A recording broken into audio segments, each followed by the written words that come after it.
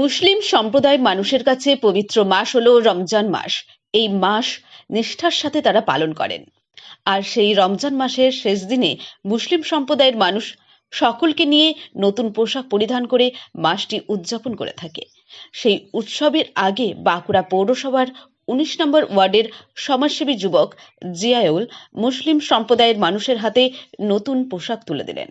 সুন্দর অনুষ্ঠানের মাধ্যমে এই মহতী উদ্যোগকে সাধুবাদ জানিয়েছেন এলাকার মানুষ।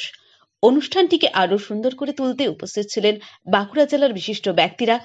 বাঁকুড়া এক্সপ্রেস টিভির মুখোমুখি হয়ে সমাজসেবী যুবক কি জানালেন শোনাবো তার সেই মূল্যবান প্রতিবেদন।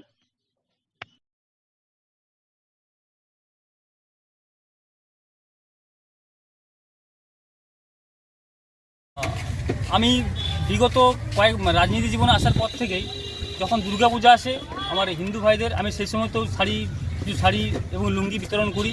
এবং আজ আমাদের কিছুদিন পর পবিত্র ঈদ, সে উপলক্ষে আমি আমার কেঠারডাঙ্গা এলাকায় প্রায় 250+ শাড়ি এবং 80+ লুঙ্গি আমি বিতরণ জাস্ট করলাম। এগুলো আমার ভালো লাগে, সমাজ সেবার কাজ করতে ভালো লাগে। এবং আমি পেয়েছি, আমাদের পিয়ার ভাই আছে এখানে, আমাদের আইনপুর সভাপতি অভিজিৎ দা আছে, আশরাফ ভাই আছে, রাজা ভাই আছে, এটা সবাইকে সকলে, হানিফ দা আছে, ভীম দা আছে, সকলের সহযোগিতা আজকে আমি প্রোগ্রাম করলাম এখানে।